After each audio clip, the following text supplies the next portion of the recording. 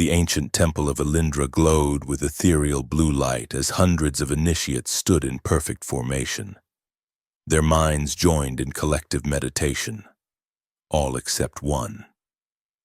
Era stood at the edge of the gathering, her silvery eyes darting nervously as she tried and failed once again to synchronize her spiritual energy with the others.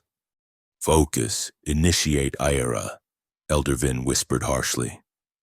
"The centennial communion begins in moments. Your disharmony disrupts the collective." Aira closed her eyes, desperate to belong. The familiar ache of rejection tightened in her chest as she reached out with her consciousness, trying to merge with the hive mind that came so naturally to others of her kind. But as always, her thoughts remained stubbornly her own. In the society of Elindra, individuality was not merely discouraged, it was considered a dangerous aberration. From birth, Era had been labeled dissonant, unable to properly join the collective consciousness that governed their spiritual civilization. Where others could seamlessly share thoughts and emotions, contributing to the greater communal mind, Era remained frustratingly separate, perpetually alone. The massive crystal dome above pulsed with increasing intensity as the high priestess raised her arms. "The alignment approaches. Join minds, join souls, join purpose." Aira felt sweat beading on her pale blue skin. This was the centennial communion, her last chance to prove herself worthy of citizenship on Elindra. Failure meant exile or worse. The collective chant began, a haunting harmonic vibration that made the very air shimmer.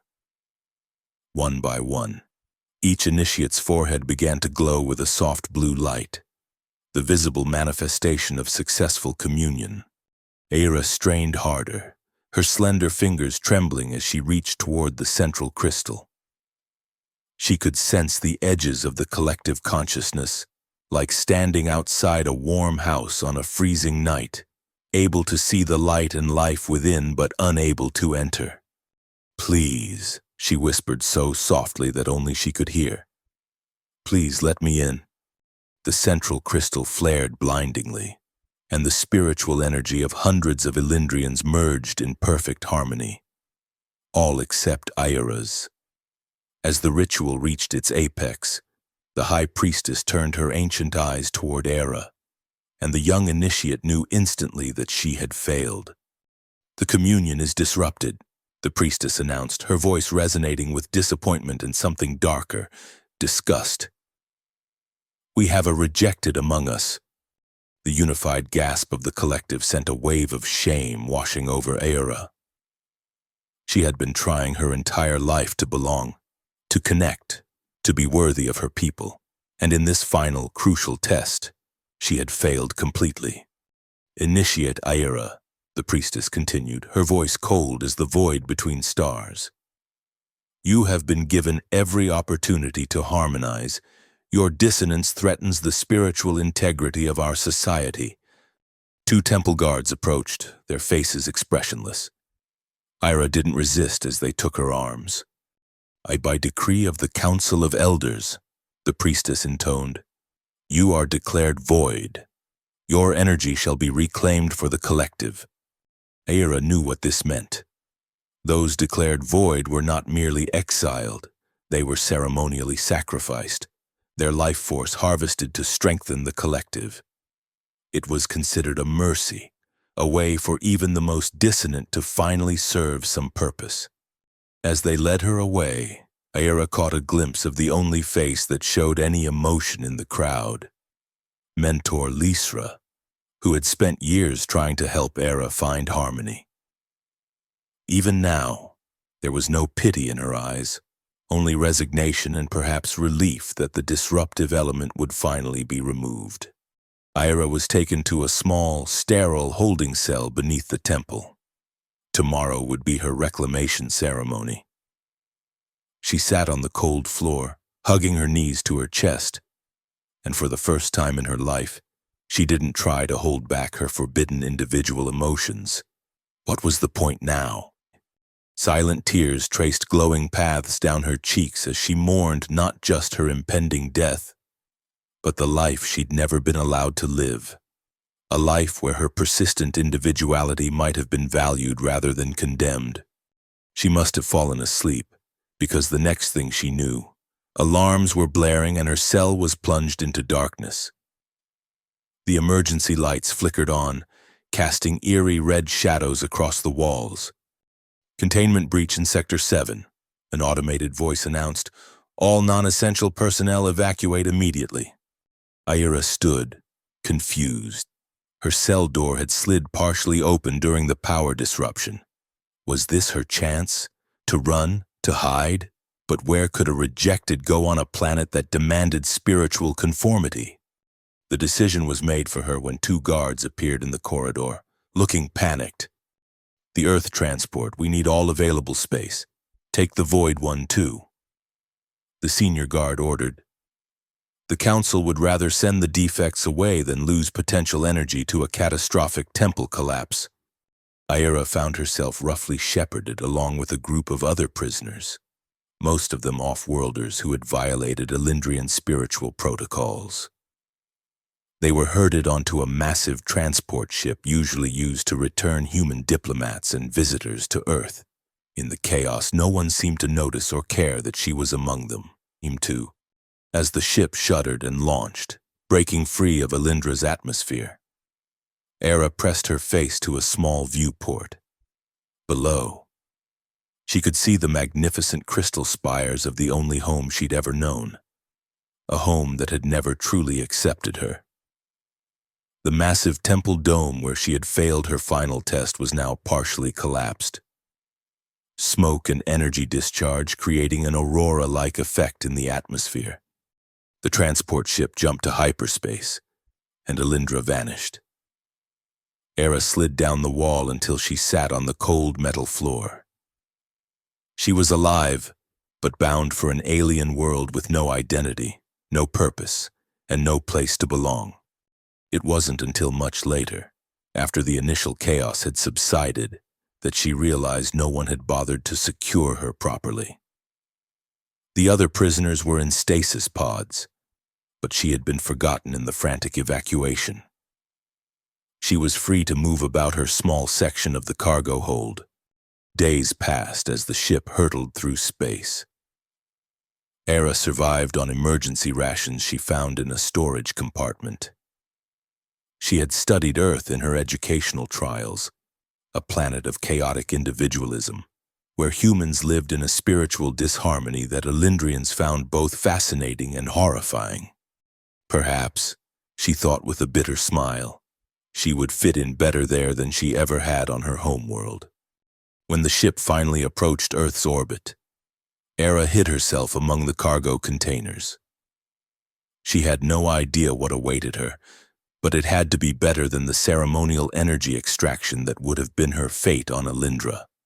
The landing was rough, the ship clearly damaged from the hasty departure.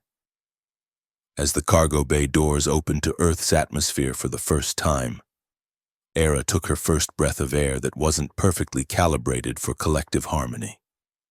It was heavy with moisture, filled with countless unfamiliar scents, and gloriously, wonderfully chaotic. She slipped away as the human authorities began processing the returned diplomats, disappearing into a massive hangar filled with shipping containers and mechanical equipment. Earth was overwhelming, louder, brighter, and more disorganized than anything she had ever imagined. The spiritual silence was both terrifying and liberating. For the first time in her life, her failure to connect to a collective consciousness didn't matter. Era found a dark corner behind some equipment and curled up, exhausted from the journey and the stress of evasion.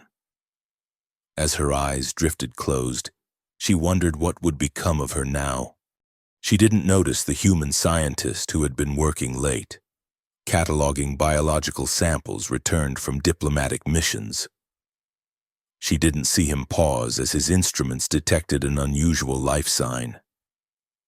And she was already asleep when Dr. Elias Wren first looked upon her small, huddled form and made a decision that would change both their lives forever.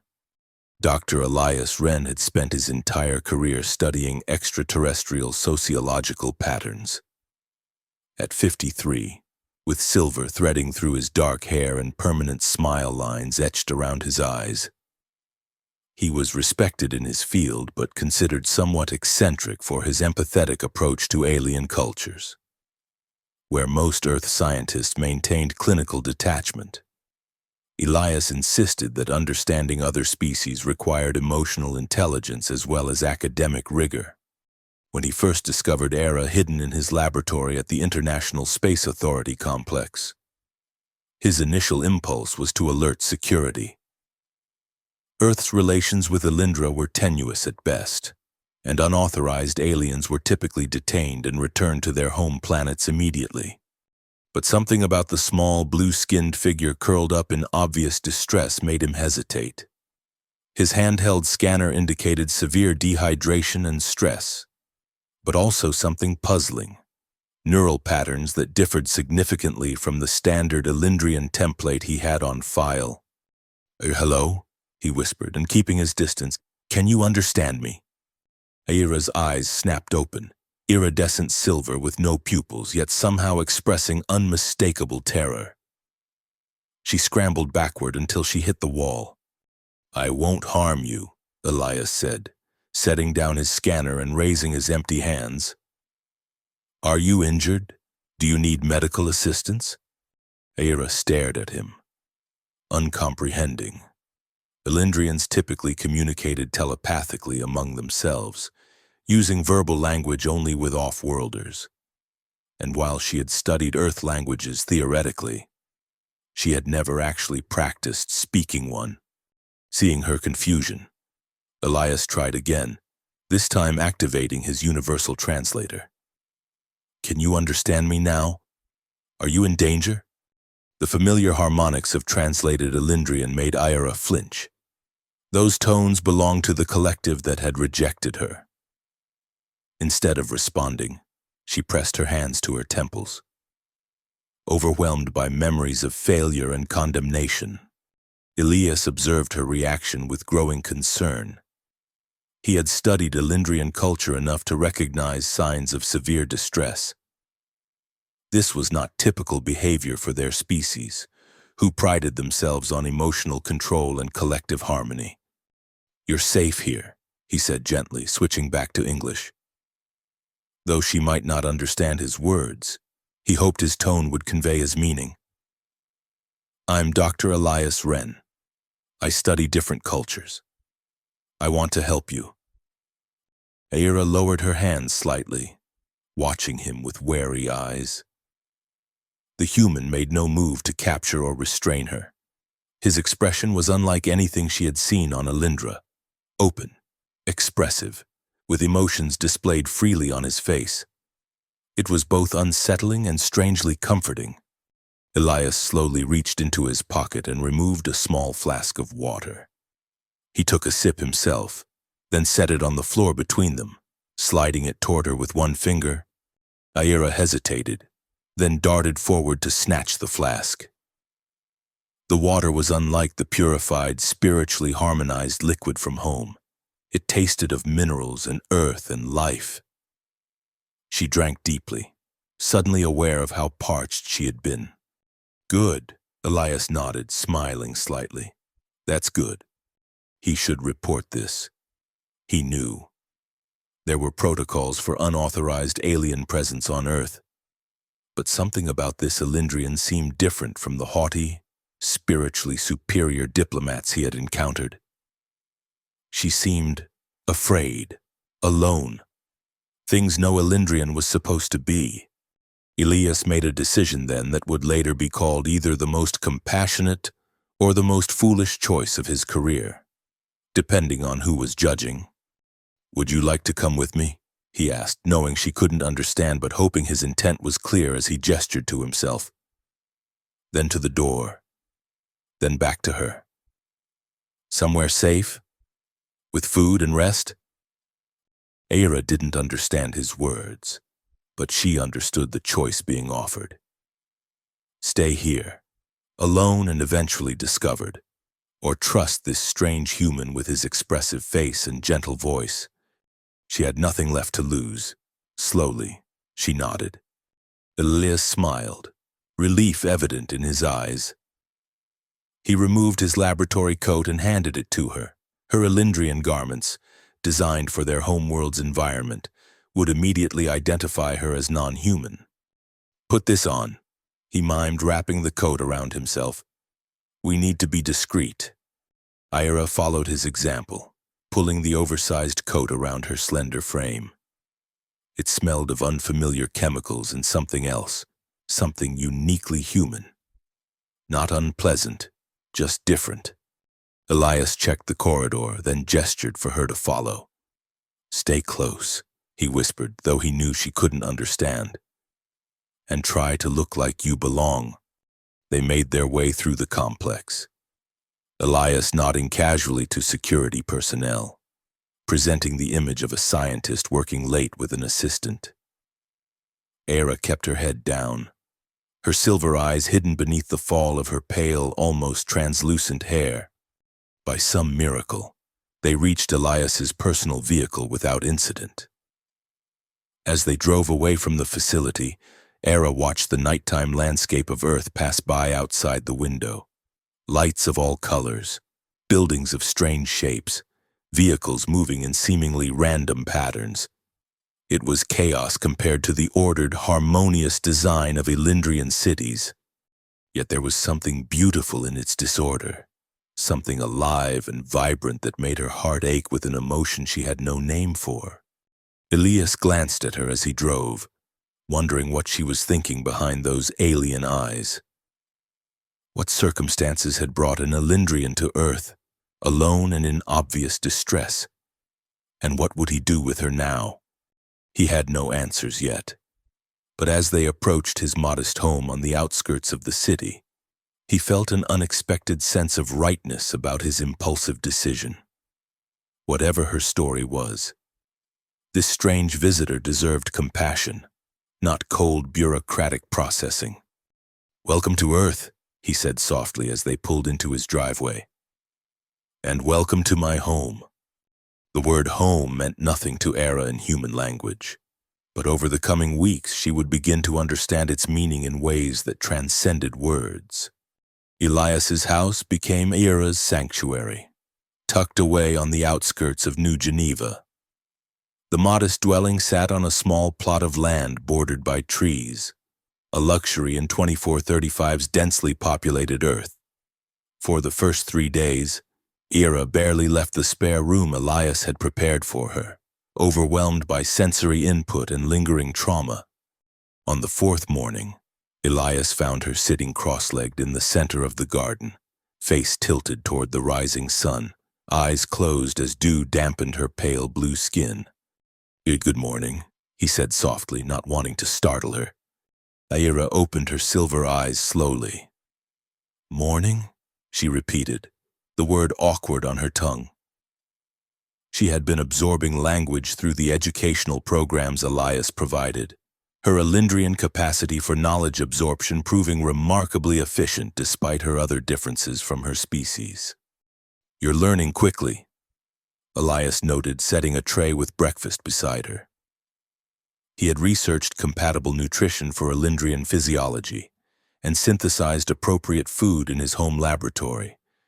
"Earth language is simpler than appears," Era replied haltingly. "Not like home. Words and thoughts separate here." Elias sat down nearby, giving her space while remaining present. "On Elendra, language and thought are the same." Era's expression clouded. "For others, not for me." She touched her temple lightly.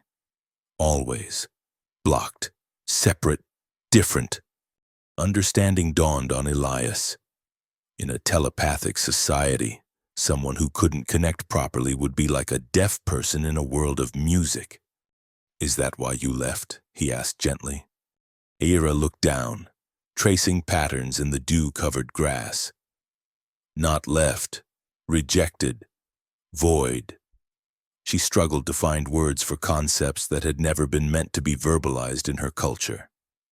Failed final communion, marked for energy reclamation. The clinical phrase couldn't disguise the horror of what she was describing. Elias's blood ran cold as he realized what energy reclamation likely meant. "They were going to kill you?" he asked, his voice barely audible. Aira looked up, her expression puzzled. "Not kill, reclaim, make useful. Failed ones give energy back to collective." She said it matter-of-factly, as though discussing something entirely reasonable. Elias felt a surge of protective anger that surprised him with its intensity. "That's barbaric." "Is way of Elindra," Aira said simply. "Individual serves collective, always." "Not here," Elias said firmly. "On Earth, individuals matter. Each person has value, has rights." Aira tilted her head, clearly struggling with the concept. "Even broken ones, ones who cannot connect?" "Especially them," Elias said. "Difference isn't brokenness, Aira. It's just difference." She considered this, her silver eyes reflecting the morning light. "Earth is strange." Elias laughed softly. "I suppose it is from your perspective." They sat in comfortable silence as Aira cautiously tried the food he'd brought. Her expressions of surprise and pleasure at new tastes were rewarding to watch. Elindrian spiritual practices typically subdued sensory experiences, considering them distractions from collective harmony. For Aira, every meal was a revelation. "Elias," she said suddenly, the first time she'd used his name. "Why help me? Earth and Elindra, diplomatic tension, harboring rejected, problem for you." The question was astute, and Elias considered it seriously. "I suppose because it was the right thing to do," he finally said. "You needed help. I could provide it." Aira frowned slightly. "No collective benefit analysis, no spiritual calculation?" "No," Elias smiled. "Just human compassion, I guess." "Compassion," Aira repeated as if tasting the word. "This is a personal emotion?" "Yes," Elias nodded. "Feeling concern for another's suffering and wanting to alleviate it." "For strangers, without benefit?" "Often, yes." Aira was silent for a long time, processing this concept that ran counter to everything her society had valued. Finally, she looked up at him, her silver eyes wide and questioning. "Earth emotions, confusing but I want to learn." Elias smiled, feeling a strange warmth spread through his chest. "Then I'll teach you, over the following weeks." Aira's understanding of human language and customs grew exponentially. Elias was amazed by her capacity for adaptation, though he recognized the profound disorientation she experienced. Everything from sleeping alone, Elindrians typically rested in communal meditation chambers, to making individual choices about food and clothing represented radical departures from her upbringing. Most striking was her reaction to music. When Elias first played a symphony in his living room, Aira had fallen to her knees, overwhelmed by the emotional resonance of something that, on her world, would have been considered dangerous spiritual disharmony. "A beautiful chaos," she had whispered, tears streaming down her face. "How can disorder feel so right?" As her verbal skills improved, she began to share more about her life on Elindra, the isolation of being perpetually disconnected from the collective consciousness, the remedial spiritual training that had failed to fix her, the constant sense of being defective. "I tried," she told Elias one evening as they sat watching the sunset from his porch. "Every meditation, every ritual, every communion attempt wanted to belong, to serve purpose." "You have purpose here," Elias assured her. "You're already teaching me more about Elindrian culture than I learned in 20 years of official research." Ira looked skeptical. Information only, not same as connection. True connection takes time, Elias agreed. But it's happening, don't you think? We're communicating better each day. She considered this, then nodded slowly. Different from a Lindra connection, but not empty. It was progress, Elias thought. Small steps toward healing a lifetime of rejection. But even as Era began to adapt to Earth, Elias worried about her future. He had falsified research documentation to explain his time at home, claiming to be working on an intensive xenolinguistics project. But he couldn't maintain the deception indefinitely. Sooner or later, questions would be asked about the strange young woman living in his house. More concerning were the diplomatic implications. Relations between Earth and Elindra were already strained, with the spiritually focused aliens considering humans dangerously individualistic and emotionally unstable. If they discovered an Elindrian refugee, especially one who had been marked for reclamation, living among humans, it could provoke a serious diplomatic incident. These worries kept Elias awake at night, but during the days, watching Era discover simple joys like the taste of ice cream or the feeling of rain on her skin, he couldn't bring himself to regret his decision. One afternoon, returning from a supply run into the city, Elias found Era in the garden, attempting to communicate with a small bird that had landed nearby. "Why does it not answer?" she asked when she noticed him watching. "I am projecting peaceful intentions." Elias smiled. Earth creatures don't communicate telepathically. They use sounds, movements, sense. Era looked disappointed. "Like humans." "Yes," Elias nodded. "Though sometimes I think we understand each other more than we realize, even without words." As if to prove his point, the bird hopped closer to Era, tilting its head curiously. "It feels no fear of you," Elias observed. "Animals are good judges of character." Era extended her hand slowly, and to her evident delight, the bird hopped onto her finger. "No telepathy," she marveled. "But still, connection." The bird chirped once, then flew away. Ira watched it go, a smile playing at the corners of her mouth. "Earth is full of strange connections," she said thoughtfully. "Chaotic, unpredictable, but real." It was in that moment, watching her wonder at something as simple as a bird's trust, that Elias realized how deeply he had come to care for this strange, wounded being from another world. Not as a research subject or even as a rescue, but as a person, unique, valuable, and increasingly dear to him. The realization both warmed and terrified him, because caring meant he had even more to lose if their precarious situation collapsed. That evening, as they shared a meal, Elias broached a subject he had been avoiding. "Ira, I think it's time we considered what happens next. I can't keep you hidden forever, and you deserve more than to be confined to this house and garden." Ira set down her fork, her expression guarded. "You want me to leave?" "No," Elias said quickly, surprised by how much he meant it. "But I want you to have options, a future." "What options?" Era asked, genuine confusion in her silver eyes. "Return to Elindra? Death awaits? Reveal self to Earth authorities? Become research specimen or diplomatic bargaining piece?" Her assessment was brutally accurate, and Elias sighed heavily. "There might be another way. I have colleagues, people I trust, who could help create an identity for you. A way for you to exist officially on Earth." "As what?" Era asked. "Not human, not normal Elindrian." "As yourself," Elias said simply. "A refugee seeking asylum. It wouldn't be easy, and there would be risks, but it could offer you a chance at a real life here."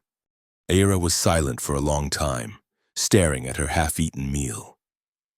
When she finally spoke, her voice was barely audible. "Why would you risk this for me?" The question hung in the air between them. heavy with implications neither was quite ready to articulate. Elias looked at her, this strange, resilient being who had endured a lifetime of rejection only to face execution for the crime of being different, and found he had no logical answer. "Because in the short time you've been here," he said finally, "you've reminded me why I became a xenosociologist in the first place. Not to study aliens as curiosities, but to find common ground. To build bridges between different forms of consciousness." He smiled gently. "And because I've grown rather fond of having you around." Era's eyes widened slightly at his admission. "Fond? This is affection?" "Yes," Elias nodded, feeling suddenly vulnerable. "A type of affection. On Elindra, affection is collective harmony. Here, it is individual connection?" "Something like that," Elias agreed. Ira considered this, then asked with heartbreaking directness, "What if I fail at Earth connection like I failed at Elindrian connection?"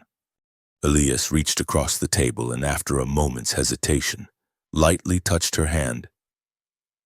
"You haven't failed, Ira. Not with me."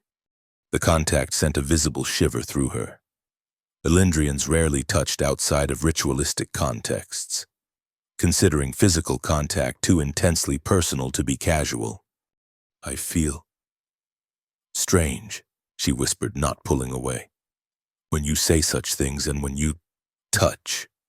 "Strange good or strange bad?" Elias asked, and starting to withdraw his hand.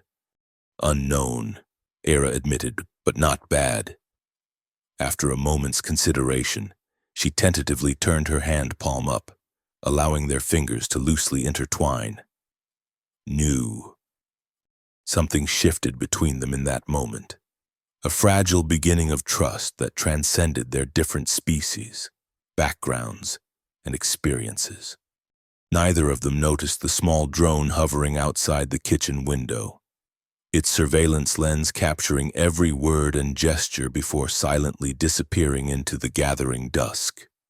The next day, Elias contacted Maya Chen, a former student now working in xenopsychology at the university. If anyone could help Era navigate the complex emotional landscape of human society while keeping her existence discreet, it would be Maya. What he didn't expect was for the two to form an almost immediate connection. "Your emotional range is fascinating," Maya told Era during their first meeting in Elias's living room. Unlike most humans Era had encountered, Maya was completely at ease with her alienness, treating her neither as a curiosity nor a threat, but simply as a person in need of understanding. Elindrians are typically described as emotionally reserved, yet you express feelings with remarkable clarity.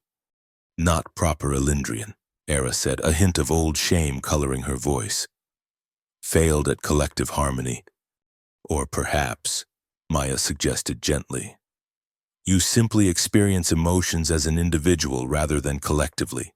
That's not failure, it's difference." The concept was revolutionary to Era.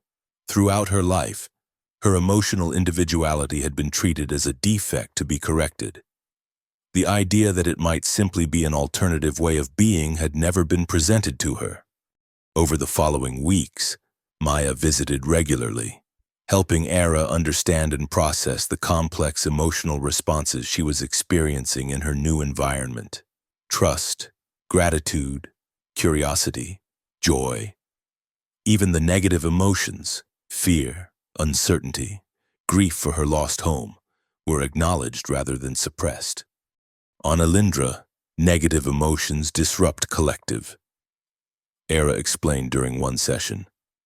Must be purged through meditation, but they're still part of you. Maya pointed out, denying them doesn't make them disappear, it just pushes them deeper.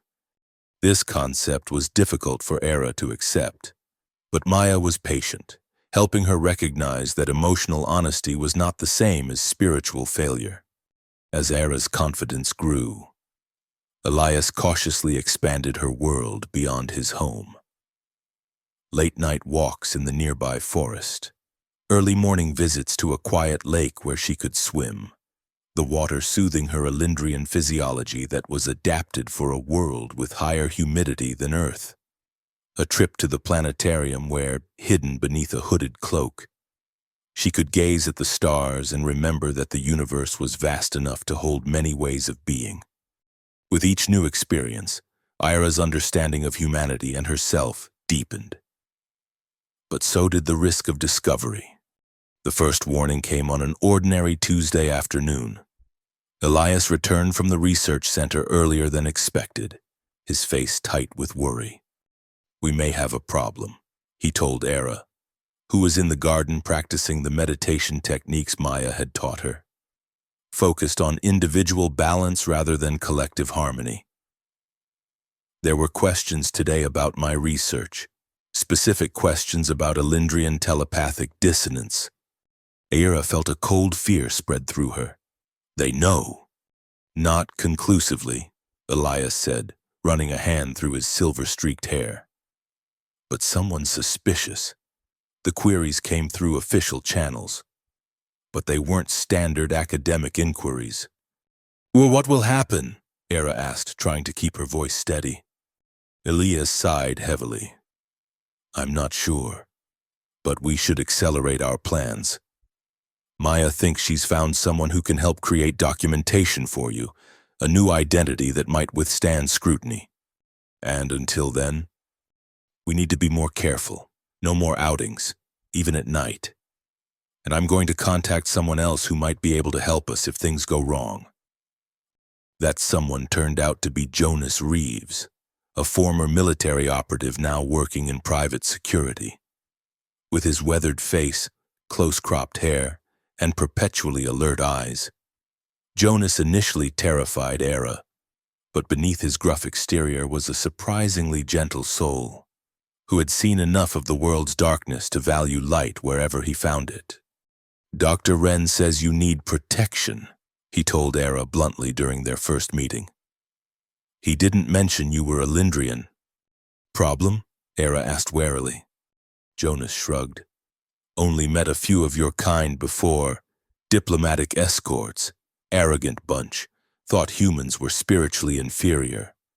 I am not." Era hesitated, unsure how to explain her complex relationship with her own species. "Not like them," Jonas finished for her. "Yeah, I gathered that much. Don't worry, I don't judge species by their diplomats, and that would be like judging humans by politicians." The unexpected humor startled a small laugh from Era, possibly her first since arriving on Earth. The sound seemed to surprise her as much as it did Jonas and Elias. "Well," Jonas said, his stern expression softening slightly, "at least you've got a sense of humor, that'll help." Over the next few days, Jonas taught Ira basic self-defense techniques adapted for her physiology, which was lighter-boned and more flexible than human standard. He also installed additional security measures around Elias's property and established emergency protocols in case they needed to evacuate quickly. "Hope for the best, prepare for the worst," he told her. First rule of survival. Ira took to the training with unexpected aptitude. On Alindra, physical exertion had been considered spiritually distracting, but she found the disciplined movements Jonas taught her strangely centering. For the first time, she began to appreciate her body not as a flawed vessel that failed to connect properly, but as an instrument with its own strengths and capabilities. "You're a natural," Jonas commented after she successfully executed a complex evasion maneuver. "Quick learner." "A different perspective," Era explained, "not bound by collective movement patterns." Jonas nodded thoughtfully. "Sometimes what looks like weakness from one angle is strength from another." The wisdom of this observation stayed with Era long after the training session ended. Could it be that what Alindra had seen as her fundamental flaw was actually a unique strength in a different context? The possibility was both exhilarating and unsettling. As the days passed, a fragile routine established itself. Maya visited 3 times a week for psychological counseling. Jonas came daily for security training.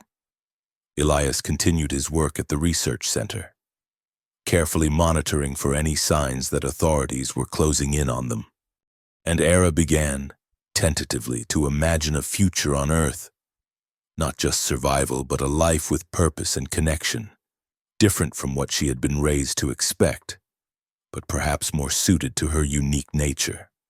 The dream shattered on a rain-soaked evening 6 weeks after her arrival. Elias returned home ashen-faced, water dripping from his coat as he hurried through the door. "They know," he said without preamble. Earth security intercepted communication from Alindra.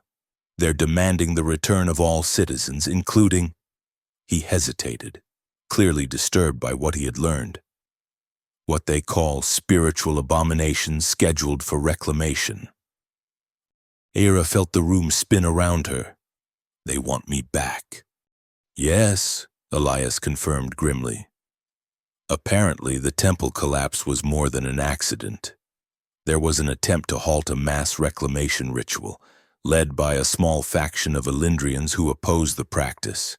In the chaos, several void-marked escaped, including you. "Others like me," Ira whispered, the concept almost too overwhelming to comprehend. "I thought I was alone." "You're not," Elias said, his voice softening as he moved to her side. "And from what I could gather, there's growing division on Alindra about the treatment of those who don't connect to the collective. But the conservative faction still holds power, and they want to make an example of the escaped ones." "How long do we have?" Jonas asked, instantly shifting to tactical assessment. "Not long," Elias admitted. "Hours, maybe. Earth authorities are conducting a sweep of all research facilities with Alindrian connections. They'll check personnel records, recent activity patterns." "They'll find us," Era said quietly. It wasn't a question. "We need to move," Jonas decided. "No, I have a safe house outside the city, off-grid, minimal tech signature. We can regroup there, figure out next steps." Elias nodded agreement. Maya's contact was close to finalizing documentation for Era. "If we can buy a little more time." The sound of vehicles approaching interrupted him. Jonas moved swiftly to the window, peering through the blinds. "Earth security," he confirmed grimly. "At least 3 vehicles, heavily armed." Era felt a paralyzing fear grip her. This was it. Capture, return to Alindra, spiritual dissection, and death. After briefly tasting freedom and connection, the prospect of returning to the cold collective judgment of her homeworld was unbearable. "There's another way out," Elias said urgently, moving to a bookshelf and pulling a hidden lever that revealed a concealed door. "Maintenance tunnel, connects to the old subway system. Jonas knows the route." "You're coming too," Era insisted, reaching for him. Elias shook his head. "They already suspect me, so if I disappear, they'll know for certain and the hunt will intensify. If I stay, I can misdirect them, buy you time." "No," Era protested, genuine anguish in her voice. "They'll punish you." "I'll be okay," Elias assured her, though his eyes betrayed his uncertainty. "I'm a respected scientist with connections. The worst they can do is censure me professionally." They all knew this was optimistic at best, but there was no time to argue. The security vehicles had stopped outside, and voices could be heard approaching the house. "You need to go now," Elias insisted. He turned to Jonah. "Get her to the safe house, then contact Maya once you're secure." Jonas nodded grimly. "What about you?" "I'll stall them as long as I can. Say Ira was here but left days ago, heading west." Ira felt tears, a still unfamiliar sensation burning in her eyes. In the short time she had known him, Elias had become more than a protector or teacher. He had become the first person in her life to truly see her, to value her for exactly who she was. "Elias," she whispered, her voice breaking, "I don't know how to say." I know, he said softly, brushing a tear from her cheek. The gesture was so tender it made her heart ache. Me too. A pounding at the front door broke the moment. Dr. Elias Wren, a commanding voice called. Earth Security Authority, open the door immediately.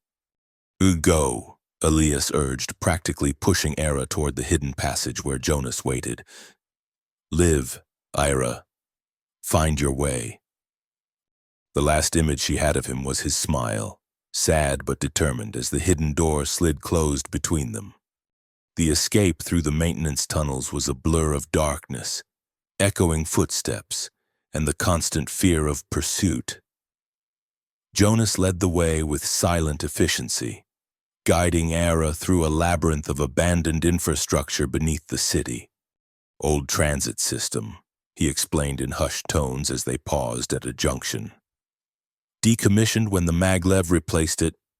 Most people don't even know it exists anymore. How do you know? Era asked, struggling to keep her voice steady. Jonas's expression darkened. Military operations. Sometimes the official channels aren't the safest route. They continued in silence after that, the weight of Elias's sacrifice hanging heavily between them.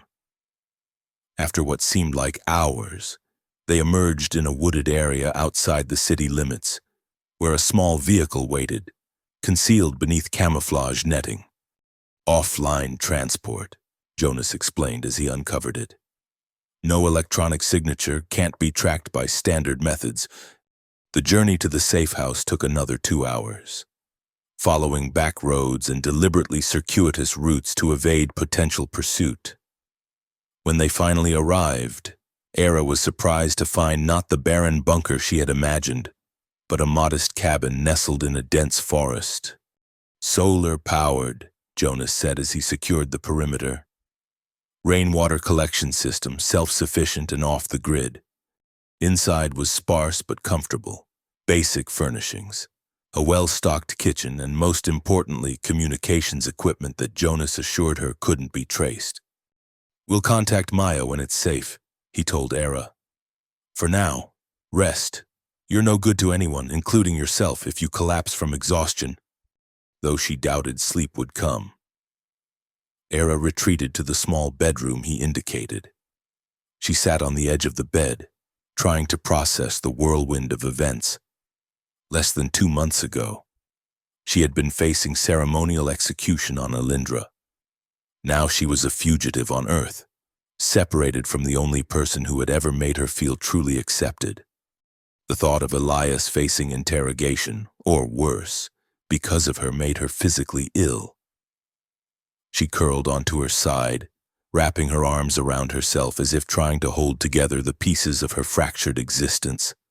For the first time since arriving on Earth, Era found herself reaching instinctively for the collective consciousness she had never been able to access. The spiritual silence that had once been her prison now felt like another form of isolation. "Oh, please," she whispered to the empty room, not sure who or what she was addressing. "Please let him be safe." The answer came not in the form of telepathic communion, but in a soft knock at the bedroom door. "Era?" Maya's voice called gently. "It's me. Can I come in?" Ira sat up in shock. "Maya, how?" The door opened, revealing the xenopsychologist's concerned face. "Jonas contacted me through encrypted channels. I came as soon as I could. Elias," Ira began, desperate for news. Maya's expression grew somber. "He's been detained for questioning. His colleagues are advocating for him, but the situation is complicated. Earth authorities are under pressure from Alindra. Because of me," Era said, the weight of guilt crushing. "No," Maya said firmly, sitting beside her on the bed. "Because of an unjust system that values conformity over individuality. This isn't your fault, Ira. If I had not come, you would be dead," Maya interrupted bluntly. "And Elias would never have forgiven himself for not helping you when he could." The harsh truth of this silenced Era momentarily. Finally, she asked, "What happens now?" "Now," Maya said, producing a small data crystal from her pocket. We execute the contingency plan Elias put in place weeks ago. He suspected something like this might happen. What plan? Your documentation is ready. Maya explained. A new identity as a registered non-human resident of Earth, with political asylum status. The paperwork is backdated and authenticated. My contact is very good at what they do. But Earth authorities already hunting me, Era pointed out. Yes, Maya acknowledged. Which is why we need to change the narrative. Right now, you're an illegal alien harbored by a rogue scientist. But what if you were something else entirely? What? Era asked, confused. A diplomatic whistleblower, Maya said, a determined glint in her eye. Someone who came to Earth specifically to expose the human rights abuses on Alindra. Someone with information valuable enough that Earth might protect you despite Alindrian pressure.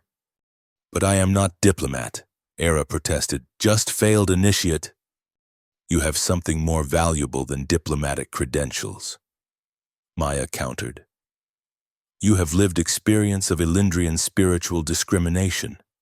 You have first-hand knowledge of practices they've kept hidden from interplanetary scrutiny. Jonas appeared in the doorway, his expression grim but resolute. It's risky, he cautioned.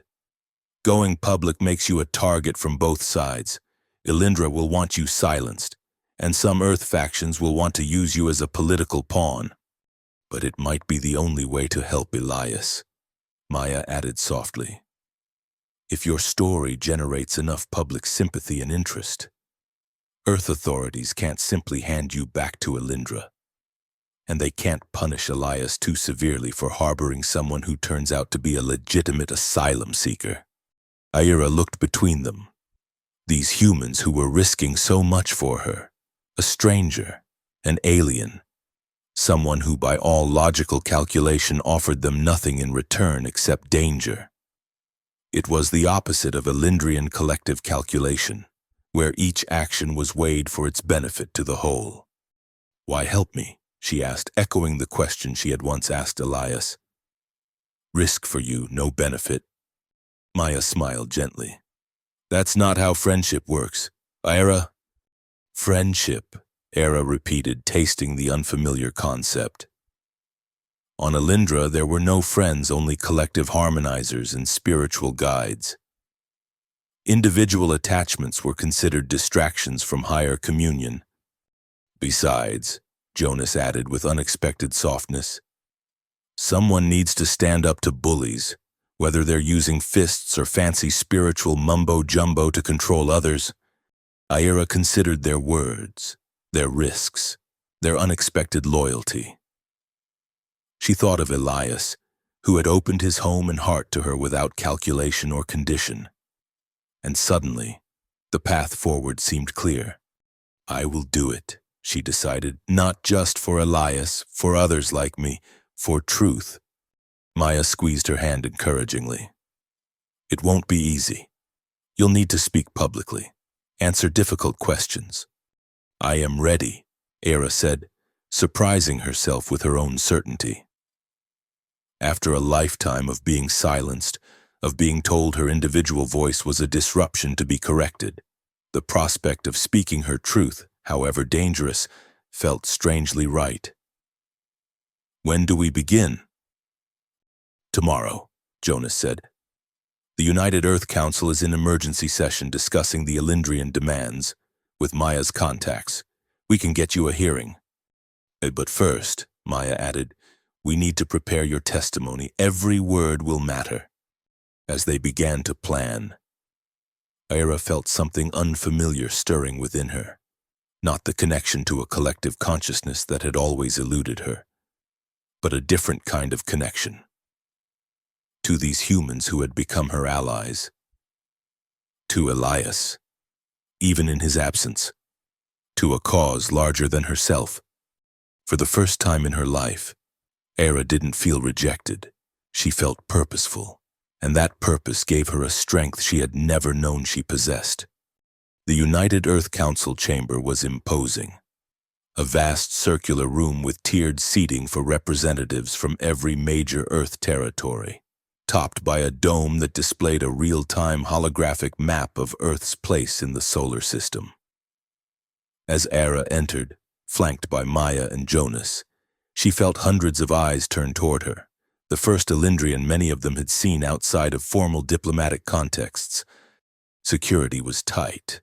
The diplomatic incident had escalated overnight, with Elendrian representatives threatening to cut off all trade relations unless their spiritual property was returned immediately. The phrase had infuriated human rights advocates, who argued that referring to a sentient being as property violated fundamental interplanetary ethical standards. In the front row of the observation gallery, Ira spotted a delegation of Elendrians, their pale blue skin and silver eyes so familiar yet so foreign to her now. They watched her with the eerie stillness characteristic of their species. Their minds no doubt joined in collective assessment. Among them, she recognized with a shock, was Mentor Lisra, who had tried and failed to help Era connect to the collective consciousness in her youth. "Steady," Maya whispered, sensing her distress. "Remember why you're here." Era nodded, forcing herself to look away from her former people. Instead, she focused on the empty chair where Elias should have been sitting. His absence strengthened her resolve.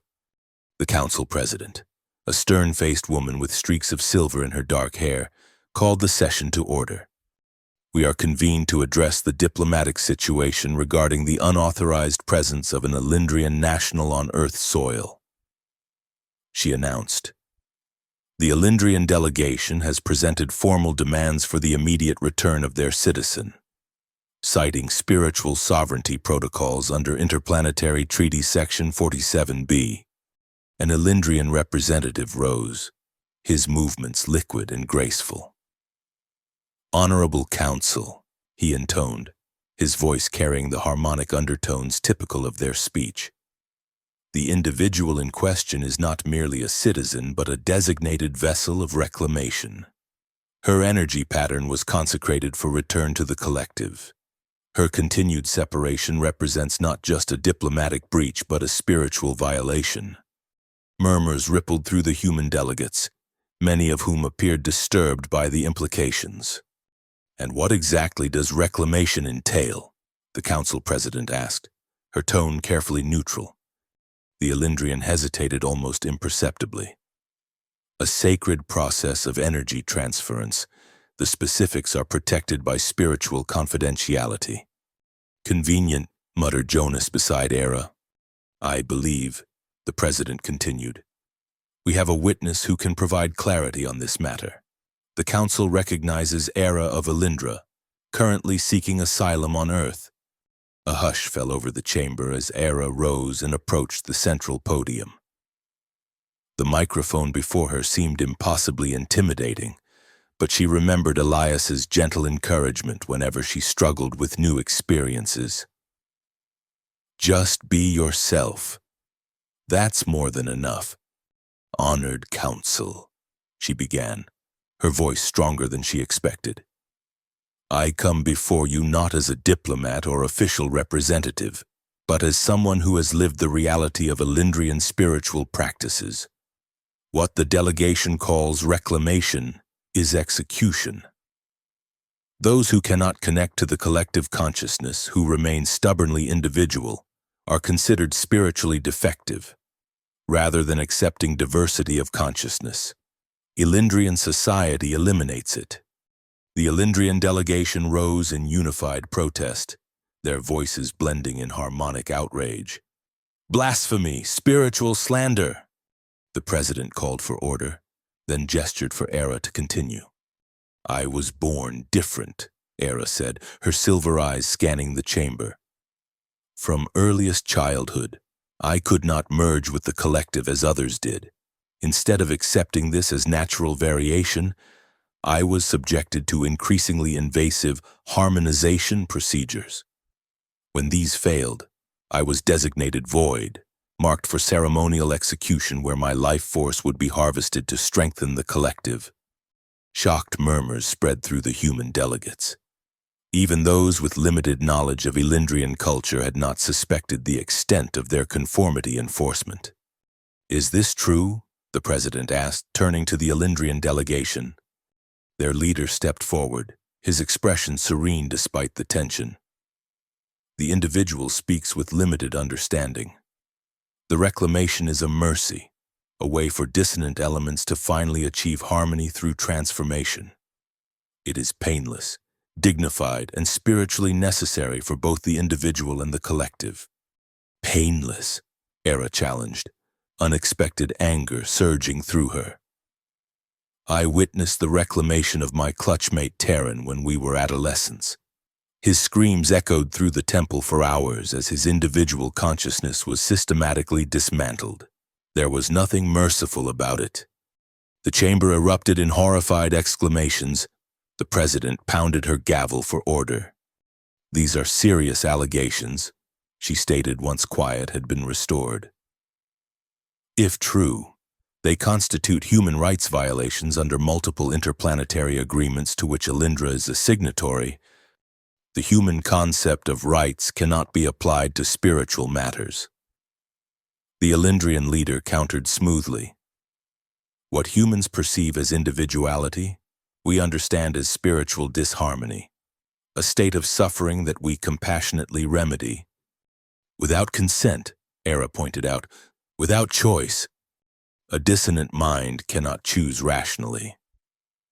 The Elindrian dismissed. "Just as humans do not allow the mentally ill to refuse treatment that is in their best interest," the comparison visibly disturbed many human delegates, who shifted uncomfortably in their seats. "I believe," Maya interjected from beside Era, having been recognized by the president. "As a xenopsychologist specializing in non-human consciousness patterns, I can offer relevant expertise.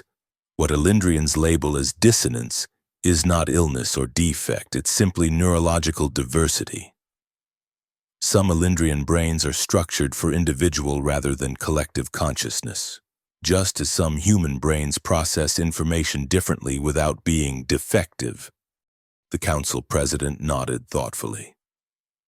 "This raises important ethical questions that cannot be dismissed as merely cultural differences." At that moment, the chamber doors opened, and a figure was escorted in by security personnel.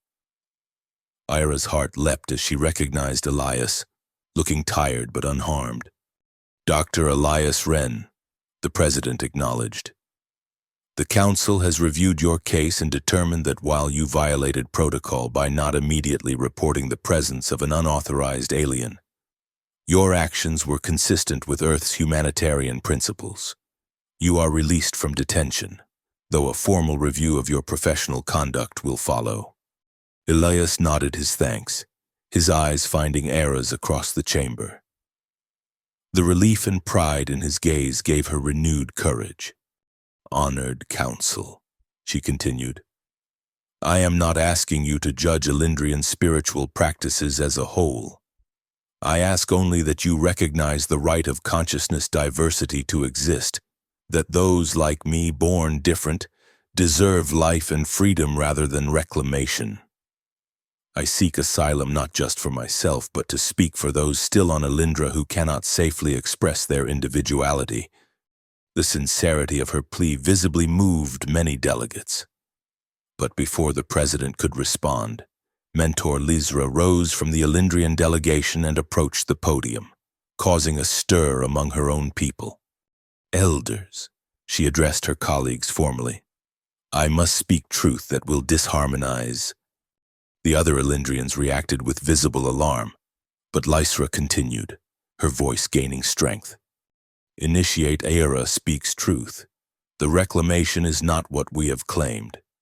I have participated in 17 such ceremonies, believing them necessary for collective harmony. But each has diminished rather than enhanced our spiritual wholeness." This unexpected testimony from within the Elindrian ranks created a sensation. The delegation leader attempted to interrupt, but the president firmly maintained Lysra's right to speak. Furthermore, Lysra continued, there is growing dissent on Alindra about these practices. The temple collapse that allowed Era's escape was not accidental but deliberate, an act of resistance by those who believe our spiritual path has become one of cruel conformity rather than true harmony. The revelation electrified the chamber. Lysra turned to face Era directly.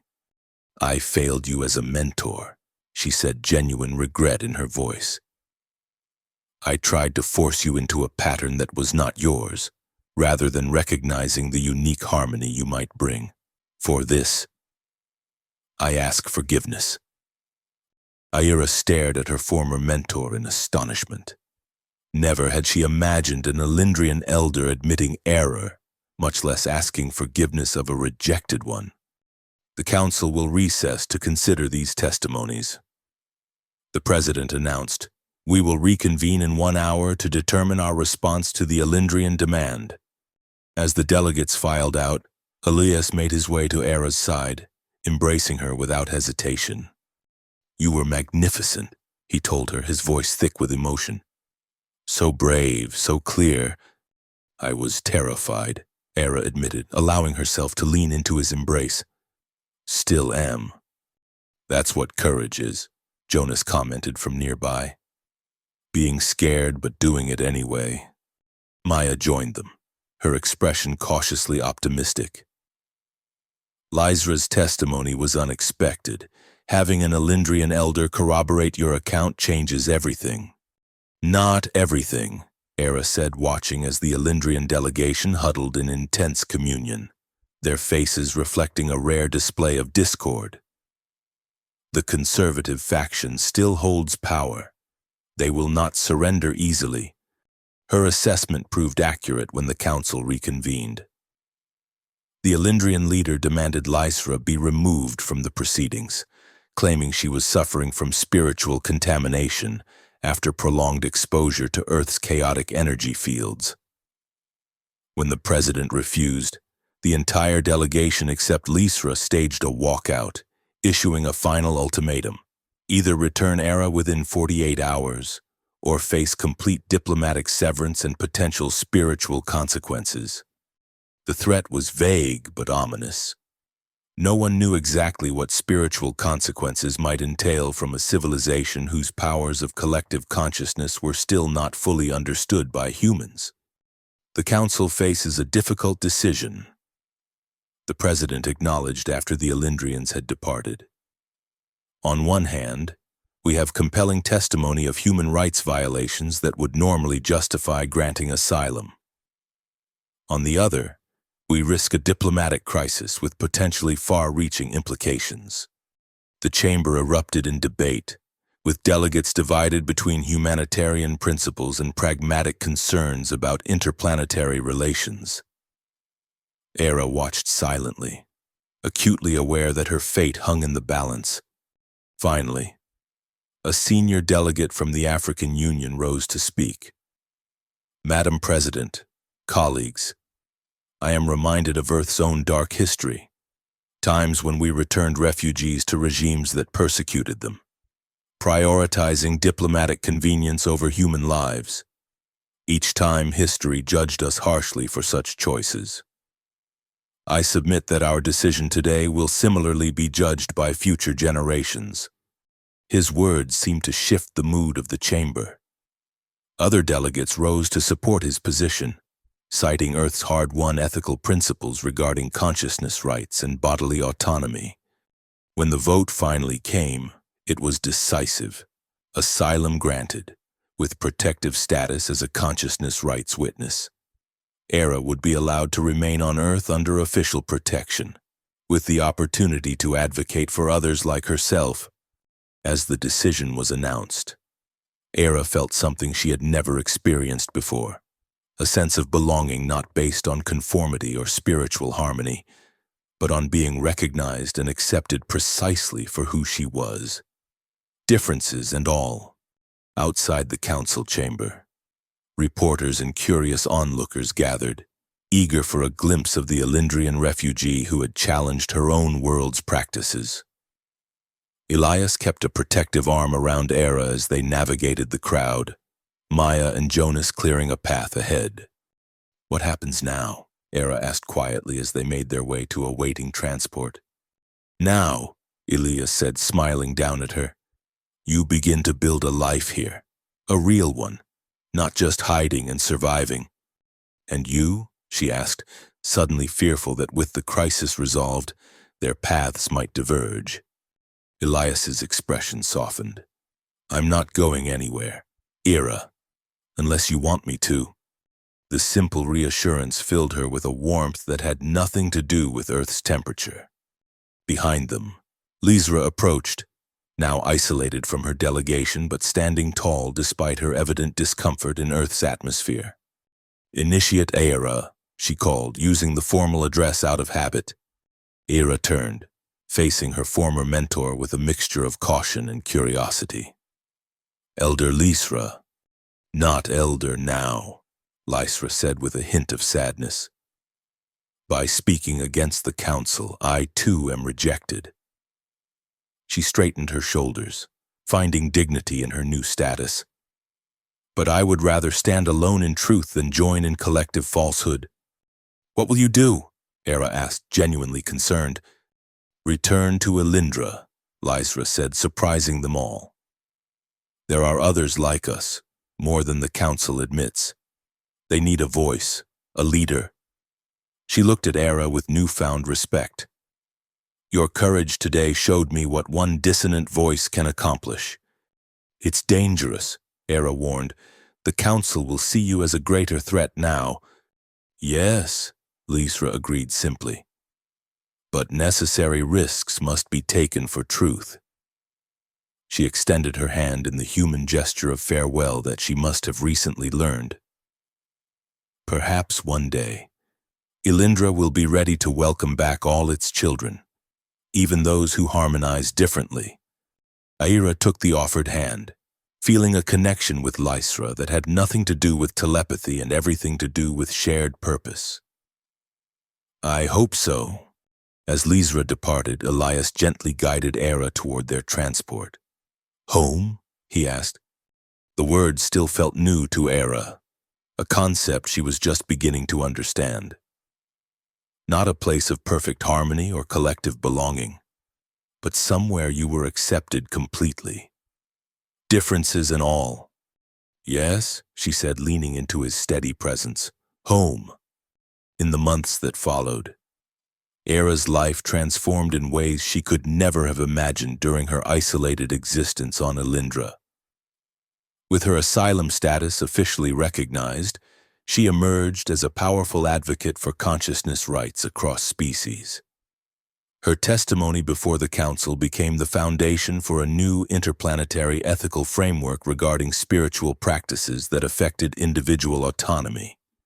Elias's home became their shared sanctuary, a place where Aira could retreat from the public attention her case had generated. Though he faced professional consequences for his initial deception, his colleagues ultimately recognized the moral courage behind his actions, and his position at the research center was eventually reinstated with the new focus of studying consciousness diversity across species. Maya continued as Aira's cultural guide and therapist, helping her navigate the complex emotional landscape of her new life. Under Maya's gentle guidance, Aira began to recognize her emotional sensitivity not as a failure to achieve Elindrian harmony, but as a gift that allowed her to connect deeply with others on an individual level. Jonas remained a steadfast friend and protector, though as the immediate threat receded, his role shifted to teaching Aira practical skills for Earth life, from operating technology to understanding human social cues that still sometimes mystified her. Most precious to Aira was her evolving relationship with Elias. What had begun as rescue and protection deepened into mutual respect, then friendship, and finally something neither of them had words for, a connection that transcended species differences and cultural expectations. "What do humans call this?" Era asked one evening as they sat together in the garden, watching the sunset paint the sky in colors that still amazed her with their chaotic beauty. "Call what?" Elias asked, though the softness in his eyes suggested he understood her meaning. "At this feeling," Era said, placing her hand over her heart. "Like belonging, but to a person rather than a place or collective." Elias covered her hand with his own. "I think," he said carefully, "most humans would call it love." "Love?" Era repeated, considering the simple word that encompassed something so profound. "On Elindra, love is collective, diffuse, spread among all, not concentrated, not particular." "And here?" Elias asked gently. "Here," Era said, finding certainty in the unfamiliar emotion. "It is like a star, bright, specific, warming everything around it." Elias smiled, the lines around his eyes crinkling in the way that Era had come to cherish. "That's a beautiful description." "Is it permitted?" Era asked, still sometimes constrained by Elindrian taboos against individual attachment. "Between different species, different minds?" "Love doesn't ask permission," Elias said simply. "It just is."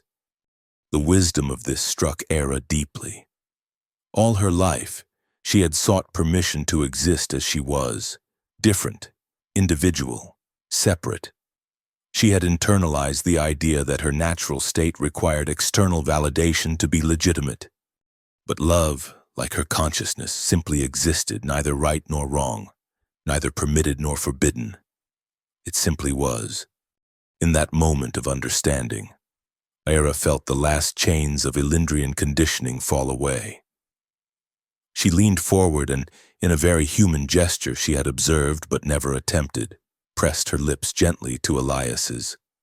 The kiss was brief, tentative, but filled with meaning that transcended cultural differences and species biology. When she pulled back, Elias's expression held wonder and tenderness in equal measure. "Was that correct?" Era asked, suddenly uncertain. "The human expression of love?" "Perfect," Elias assured her, his voice rough with emotion. "Absolutely perfect." As darkness fell and the first stars appeared overhead, Era rested her head against Elias's shoulder, feeling a peace she had never known on Elindra. Not the enforced tranquility of collective harmony, but the genuine serenity of being truly home, not in a place but in a heart that accepted her completely. 6 months after the council hearing, news arrived from Elindra that shook the fragile peace Era had found. A delegation arrived at Earth's diplomatic headquarters, requesting a meeting with the consciousness rights advocate formerly known as Initiate Era. The formal phrasing raised immediate concerns. Elias, Maya, and Jonas insisted on accompanying Ira to the meeting, unwilling to let her face representatives of the world that had condemned her alone. To their surprise, the delegation was led not by council elders but by Lysra, now bearing the marks of a resistance leader, subtle alterations to her traditional Elindrian garments that signified rejection of the old order. "Greetings, Advocate Era," Lysra said formally, using the Earth title that had been bestowed upon her. "I bring news from home that concerns you directly." The meeting room was tense as Lysra explained the dramatic changes that had occurred on Elindra. The resistance movement, emboldened by Era's public testimony and Lysra's return as a vocal critic, had grown rapidly. Throughout Elindrian society, those who had hidden their consciousness dissonance for fear of reclamation began to speak out. The council attempted suppression, Lysra reported, but found that too many voices raised in disharmony created a harmony of their own. Different from traditional communion but powerful nonetheless. Civil unrest had followed, then negotiation, and finally a fragile agreement. The practice of reclamation would be suspended pending full review, and those previously declared void would be granted amnesty. Which brings me to the purpose of our visit. Lysra continued, her silver eyes fixed on Era. You have been invited to return to Elindra, not as a penitent seeking reintegration, but as a recognized representative of consciousness diversity. Your perspective is valued in the reformation of our spiritual practices. The invitation stunned Era. Return to Elindra, not as a failed initiate or a fugitive, but as an honored representative? It seemed impossible. There is more, Lysra added, hesitation evident in her voice. Research into our ancient texts has revealed something the Council suppressed for generations. Those with consciousness patterns like yours, independent, resistant to collective merging, were once called crystal minds and considered essential balancing elements in our spiritual ecosystem. They were not failures but necessary variations, meant to prevent the collective from becoming stagnant. The revelation shook Era to her core. What she had been taught to see as her fundamental flaw had once been recognized as valuable, even essential. The journey of rediscovery will be long, Lysra acknowledged, and the old ways will not change overnight. But we invite you to be part of that journey, to help Elindra remember that true harmony includes diversity, not just uniformity. Aira looked at the humans beside her. Elias, whose love had given her a home when her own world rejected her. Maya, whose wisdom had helped her recognize her differences as strengths. Jonas, whose protection had kept her safe until she could stand on her own. I need time, she told Lysra, to consider. Of course, Lysra agreed. We will remain on Earth for one standard week awaiting your decision. After the delegation departed, Ira sat in silence, processing the implications of their offer. Return to Elindra, the home that had never felt like home, or remain on Earth, where she had found belonging but would always be physically different. What are you thinking? Elias asked gently, his concern evident. I'm thinking, Era said slowly, about what home truly means, about purpose and belonging. You don't have to decide immediately, Maya reminded her. Take time to process. And whatever you choose, Jonas added gruffly, you've got people in your corner. That night, Era stood alone in Elias's garden, now their garden, gazing up at the stars. Somewhere among them was Elindra, the world of her birth, now extending an unexpected invitation to return not as a supplicant but as a teacher. The possibility was both tempting and terrifying. To help reform a society that had nearly destroyed her, to potentially prevent others from suffering as she had, to reclaim a heritage that had been denied to her. Yet Earth had given her something Elindra never had, unconditional acceptance. Not because she conformed or served a collective purpose, but simply because she existed as herself. Elias joined her in the garden, wrapping a blanket around her shoulders against the evening chill. He didn't speak, didn't pressure, just stood beside her in companionable silence. If I went, Era said finally, would you come with me? The question had been forming in her mind all day, but speaking it aloud made it real and terrifying. Asking a human to leave his world for hers seemed an impossible request. Elias was quiet for a long moment, considering. I would, he said finally, if that's what you truly want, though I'd be the alien there. The simple answer, offered without hesitation, filled Era with both gratitude and clarity. She turned to face him, taking his hands in hers. I've been thinking about what Lysra said, about crystal minds being balance elements in Elindrian society. Perhaps that's true. Perhaps there is important work to be done there. She paused, gathering her thoughts. But I've also been thinking about where I truly feel balanced, where I can be fully myself. And where is that? Elias asked softly. Here, Era said simply. Not just on Earth, but here, with you. with the family we've created. Maya, Jonas, the work we're doing. She looked up at the stars again. Elindra needs change, yes, but I don't need to live there to help create that change. I can advocate from here, visit when necessary, build bridges between our worlds. Elias's relief was visible, though he tried to hide it. You're sure? It's a significant opportunity. I'm sure, Era said, feeling the certainty deep in her being. My purpose isn't defined by where I came from, but by where I choose to be and who I choose to be with. She leaned into his embrace, feeling the steady beat of his heart, so different from an Elindrian heart with its three-chambered rhythm, yet perfectly in sync with her own in ways that mattered more than biology. I was born on Elindra, she said, her voice steady with conviction. But I found my home in a human's heart. That's where I belong. The decision made, Era met with Lysra's delegation the following day. The Elindrian resistance leader received the news with surprising understanding. Perhaps this is as it should be, Lysra acknowledged. You can serve as a bridge between worlds, showing Elindrians that connection can exist beyond our traditional boundaries. I will visit, Era promised.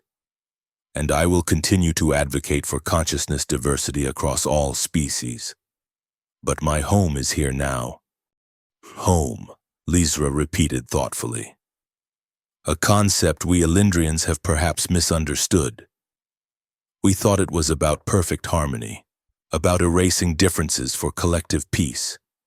But true harmony doesn't erase differences, Era said gently. It embraces them, finding beauty in how distinct notes create a richer melody together. Lysra nodded, a new understanding dawning in her ancient eyes. You have found wisdom here that Elindra has forgotten. When you do visit, you will come not as a supplicant, but as a teacher. After the delegation departed, life settled into a new rhythm. Ira continued her work as consciousness rights advocate, establishing communication channels with the growing resistance on Elindra while helping other non-human refugees navigate life on Earth.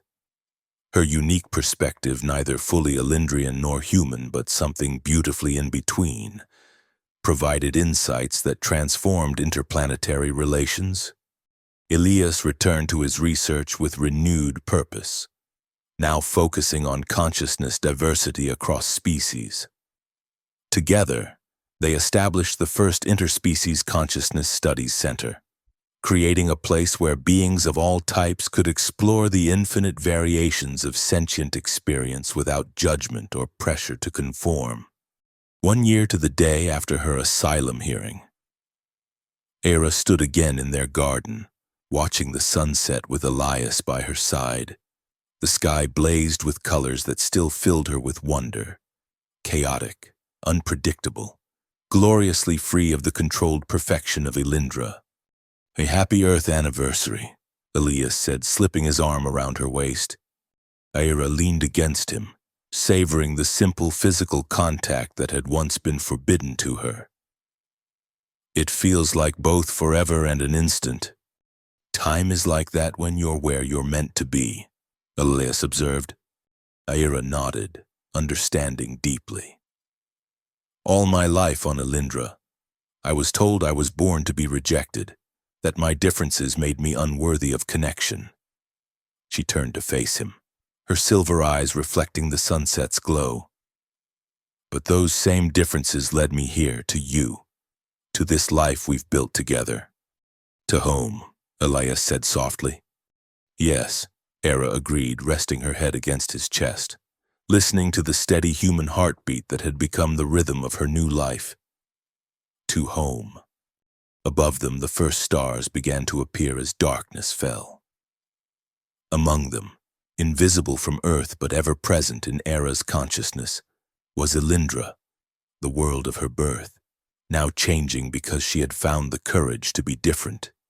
But here, in this garden, in this moment, in this embrace, was something Elindra had never given her.